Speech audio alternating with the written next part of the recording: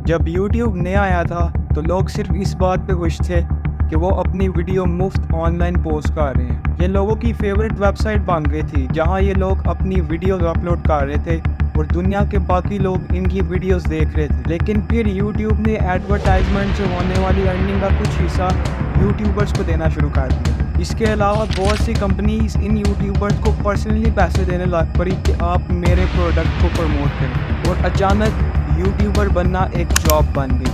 बल्कि सिर्फ यूट्यूबर ही बनना जॉब बन गई, क्योंकि बहुत ही ज़्यादा रिसर्च से ये पता चला कि दुनिया के बहुत ज़्यादा लोग यूट्यूबर बनना चाहते हैं। लोग और ख़ासकर बच्चे डॉक्टर इंजीनियर नहीं बनना चाहते, बल्कि वो यूट्यूबर बनना चाहते हैं। लेकिन आमतौर पर लोग इन यूट्यूबर्स को अच्छा नहीं समझते। वो लोग इनको इन्फ्लुएंसर कहते हैं और वो ये समझते हैं कि ये इन्फ्लुएंसर गंद करके फेमस होते हैं। ये लोग अपना झूठा लाइफस्टाइल दिखाते हैं, अपने पैसे दिखाते हैं, जबकि हकीकत में इनके पास ऐसा कुछ नहीं होता। ये बात किसी हद तक ठीक है, लेकिन ये बात गलत भी है, क्योंकि मार्केट में बहुत ही ज़्यादा टैलेंटेड और क्रिएटिव इन्फ्लुएंसर भी मौजूद है जो कि अपना काम कर रहे हैं और उससे दुनिया को मुतासिर कर रहे हैं। और ये इन्फ्लुएंसर होना कोई बड़ी बात नहीं। इंसानी तारीख में हमेशा से मशहूर लोग आए हैं और उन्होंने अपने काम से लोगों को मुतासिर किया। लेकिन आजकल के इन्फ्लुएंसर में ये फ़र्क है कि वो सिर्फ अपने मोबाइल फ़ोन और सोशल मीडिया से बहुत ही ज़्यादा फेमस हो सकता है और एक अपनी ऑडियंस बिल्ड कर सकता है। और अगर देखा जाए तो आजकल के दौर में लोग सोशल मीडिया का इस्तेमाल करके ज़्यादा पैसे कमा रहे हैं। इसमें कुछ लोग गेमिंग कर रहे हैं, कुछ लोग म्यूज़िक बोल रहे हैं और कुछ लोग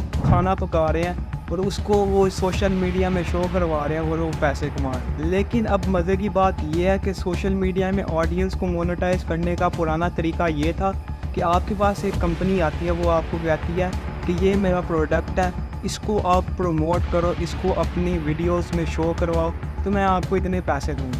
और क्रिएटर्स भी ऐसा करते थे, वो उनसे पैसे ले लेते थे और उनके प्रोडक्ट की प्रमोशन कर देते थे।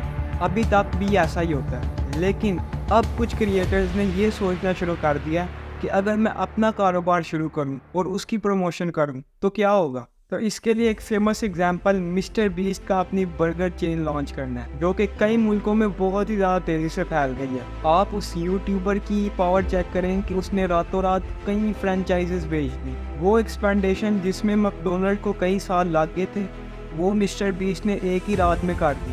मिस्टर बीस्ट अगर चाहते तो वो सिर्फ KFC, मैकडोनल्ड और बर्गर किंग की प्रमोशन करके भी ढेर सारा पैसा कमा सकते थे, लेकिन उन्होंने आगे का सोचा। उन्होंने इसके मुकाबले में अपना ही ब्रांड लॉन्च कर दिया।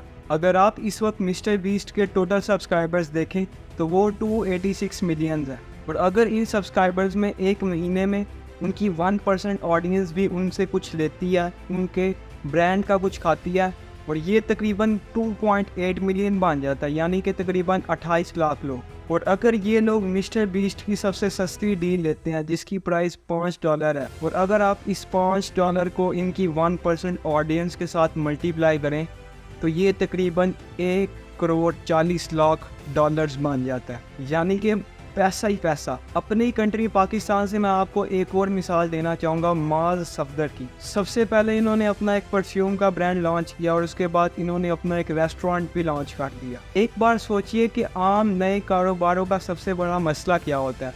उनका ये मसला होता है कि उनके पास एक पहचान नहीं होता, उनके पास एक ब्रांड नहीं होता और लोग उनको जानते नहीं। मिसाल के तौर पर अगर अभी आप अपना एक क्लोथिंग ब्रांड शुरू करते हैं तो आपका क्या याद है, आपके पास कोई ऑडियंस होगी कि जिसको आप अपने शुरू वाले प्रोडक्ट्स बेच सकें। आपको अपनी एडवर्टाइजमेंट में काफ़ी ज़्यादा पैसा खर्चना पड़ेगा, फिर भी कोई आपके प्रोडक्ट्स लेगा। और फिर भी जबकि मार्केट में इतने बड़े बड़े ब्रांड्स होंगे तो लोग आपसे क्यों कपड़े खरीदेंगे। लेकिन अगर एक यूट्यूबर यही कारोबार शुरू करे तो उसके पास एक अच्छी ऑडियंस होती है और वो उसको ये आसानी से बेच सकता है, क्योंकि वो लोग उससे प्यार करते हैं, वो लोग उसके फैंस हैं। तो इस वजह से वो अपना कारोबार शुरू करने के बाद पहले दिन से ही बहुत ही ज़्यादा अच्छी सेल्स करने लग पड़ते हैं। और ये मार्केट यहीं तक महदूद नहीं है, बल्कि बहुत से टेक यूट्यूबर्स अपनी टेक कंपनीज खोल लेते हैं, फूड व्लॉगर्स अपने रेस्टोरेंट खोल लेते हैं और एक गेमिंग यूट्यूबर अपनी गेमिंग कंपनी खोल लेता है। अपॉर्चुनिटीज़ बहुत ही ज़्यादा हैं।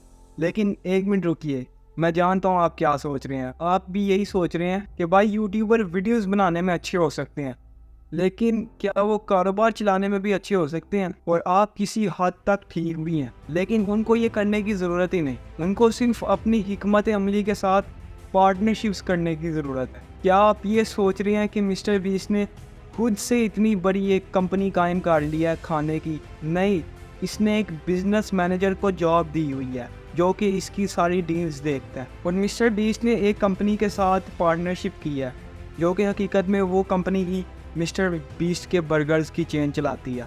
तो मैं ये नहीं कह रहा कि यूट्यूबर्स बहुत ही ज़्यादा समझदार होते हैं, वो सब कुछ ये खुद ही संभाल लेते हैं, बल्कि वो पार्टनरशिप्स करते हैं जिसमें बाकी सारे जितने भी काम होते हैं वो जो दूसरा पार्टनर होता है वो करता है, और जो ब्रांडिंग की और जो मार्केटिंग की सारी जिम्मेदारी होती है वो यूट्यूबर खुद करता है। और इसी में उनका भी फ़ायदा है और उनके फैंस का भी फ़ायदा है। और मैं आपको एक और बात बताना चाहता हूँ कि अगर आप वीडियोस बना रहे हैं या वीडियोस बनाने का सोच रहे हैं तो ये मत भूलिएगा कि आप सिर्फ अपने आप को इन्फ्लुएंसर ना समझना, बल्कि आप अपने आप को एक बिजनेसमैन समझे। क्योंकि अगर आप इस चीज़ में कामयाब हो गए तो आपके लिए बहुत ही ज़्यादा अपॉर्चुनिटीज़ खुल जाएंगी। एक अहम बात यह है कि आप अगर एक बार की फ़ीस देते हो और किसी और के ब्रांड को प्रमोट करते हो तो उसका इतना फ़ायदा नहीं होगा, जबकि अगर आपका अपना कोई ब्रांड आप बना लेते हो उसमें आपकी इक्विटी भी होगी, और फिर अगर आप उसको प्रमोट करते हो अपने ज़रिए तो उसका आपको ज़्यादा फ़ायदा होगा। मैं आपको एक मशवरा दूंगा कि आप अपना यूट्यूब चैनल स्टार्ट करें और अपनी यूट्यूब में कुछ क्रिएटिविटी दिखाएं, क्योंकि इन क्रिएटर्स की इकॉनमी आने वाले और कुछ सालों में बहुत ही ज़्यादा बढ़ने वाली। और आखिरकार लोग इसको समझ रहे हैं, लेकिन ये अभी सिर्फ एक आगाज़ है, क्योंकि अभी शुरू करने में कोई देर नहीं हुई। और इंग्लिश का एक कोट है कि it is never too late to be what you might have been. अल्लाह हाफिज़।